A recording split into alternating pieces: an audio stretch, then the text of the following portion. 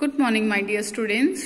Hope so you all are doing well at your homes. Yes, students, as you know, we are reading chapter number 4 of history part. Okay, what is the name of chapter? That is the Mughal Empire. Okay, in which we have learnt about that who were Mughals. ये जो Mughals थे ये कौन थे? Okay, who were Mughals?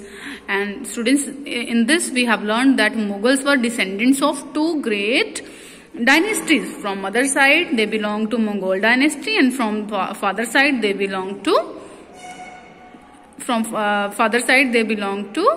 a Mughal dynasty. Okay beta, so today we are reading about Mughal military campaign.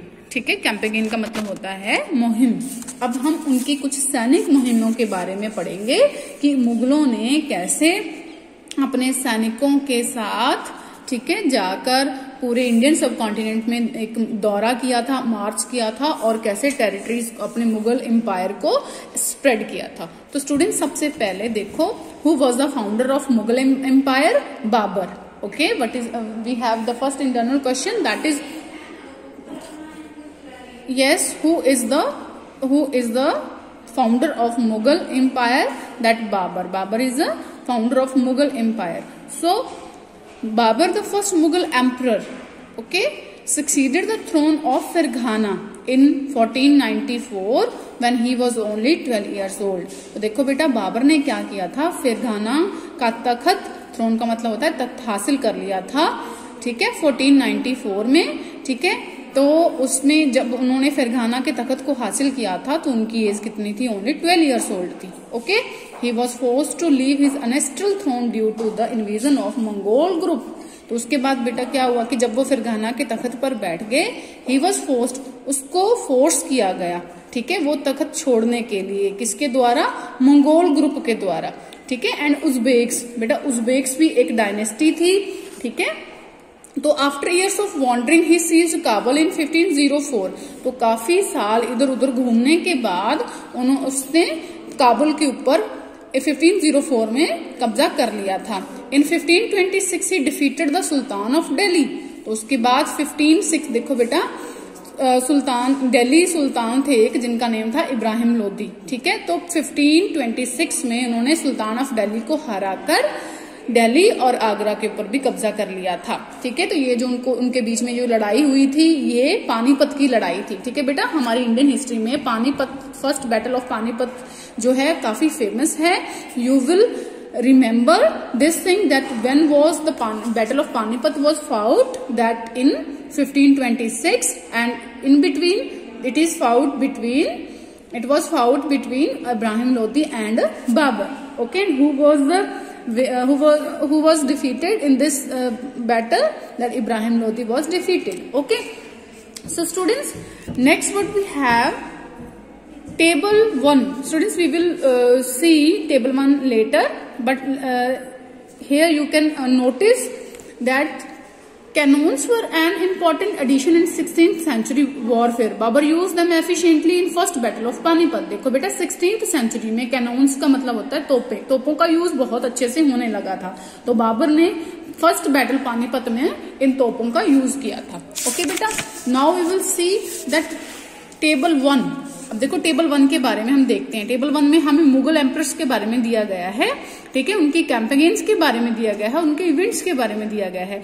Mughal empress का जो बेटा name है, ठीक है, उसको हमें हमेशा एक सीक्वेंस ऑर्डर में ही लर्न करना है। जैसे देखो, सबसे पहले जो मुगल एम्परर के फाउंडर थे वो कौन थे? बाबर। उनके बेटे थे हुमायूं, हुमायूं के बाद अकबर, ठीक है, अकबर के बाद जहांगीर, जहांगीर के बाद शाहजहां, शाहजहां के बाद औरंगजेब, ठीक है बेटा। With these Mughal emperors you will read about their victories, okay, कि उन्होंने कहाँ कहाँ पर जीत हासिल की, किसको हराया, आप सब कुछ ये इन चीजों में रीड कर सकते हो। ओके बेटा, but firstly you will learn that the names of Mughal emperors in sequence order. Okay, Babar, Humayun, Akbar, Jahangir, Shahjahan, Aurangzeb. Okay students, so next we will read another thing about Mughals, that what is the tradition of Mughals of succession. Succession का मतलब होता है उत्तराधिकारी घोषित करना। तो बेटा, उत्तराधिकारी मतलब कि जो मुगल्स थे वो उत्तराधिकारी करने का उनका क्या रिवाज होता था, क्या ट्रेडिशन होता था। ठीक है, तो बेटा there are 2 types of traditions of succession, जैसे कि एक था प्रीमोगनीचर और एक है कॉम्प्रिहेंसरी। ठीक है, we have 2 traditions of succession in Mughal empire, that is primogeniture and comprehensory. ठीक है बेटा, तो देखो बेटा सक्सेसर का मतलब होता है उत्तराधिकारी, यानी कि एक राजा का बेटा जो अपने पिता के राज्यभाग को संभालता है। तो देखो बेटा जो मुगल्स थे वो प्रीमोगनीचर में बिलीव नहीं करते थे। ठीक है, प्रीमोगनीचर का मतलब ये था कि where the eldest son inherited his father state, मतलब प्रीमोगनीचर के अकॉर्डिंग ये था बेटा कि जो भी जितनी भी प्रॉपर्टी होती थी किसी राजा की वो उसके बड़े बेटे को ही मिलती थी। ठीक है, तो उसके बाद कॉम्प्रिहेंसरी का मतलब ये होता था कि जो भी राजा की प्रॉपर्टी की जो डिवीजन होती थी वो सभी सन्स में, ठीक है, सभी बेटों में इक्वल डिवाइड कर दी जाती थी, और जो मुगल्स थे वो कॉम्प्रिहेंसरी को ही फॉलो करते थे। तो आपके क्वेश्चन का आंसर क्या है, that what was the tradition of succession of Mughals, that Mughals followed comprehensory. Okay, it means the property of king is divided among all son equally. Okay बेटा, so next what we have that Mughal relations with other, ये मुगलों के दूसरे राजाओं के साथ कैसे संबंध थे। तो देखो बेटा ध्यान से, दूसरे रूलर्स के साथ मुगल्स के जो रिलेशंस थे वो कंडीशंस पर डिपेंड करते थे। जैसे कि देखो कि you will notice that Mughal rulers campaigned constantly against the rulers who refuse to accept their authority. तो बेटा जो मुगल्स थे ना, मतलब जो भी कमजोर रूलर्स उनको मिलते थे उनको हराकर उनके ऊपर कब्जा कर लेते थे। ठीक है, अगर तो उसके बाद क्या था बेटा कि जो पावरफुल रूलर्स थे वो भी मुगल्स के अंडर ही हो गए थे, वो भाईचारे के साथ ही उन्होंने उनके साथ समझौता कर लिया था। जैसे कि राजपूतों ने क्या किया था, मुगल्स के साथ अपना रिलेशन बनाने के लिए क्या किया, अपनी डॉटर्स की मैरिज मुगल सल्तनत में कर दी थी। ओके बेटा,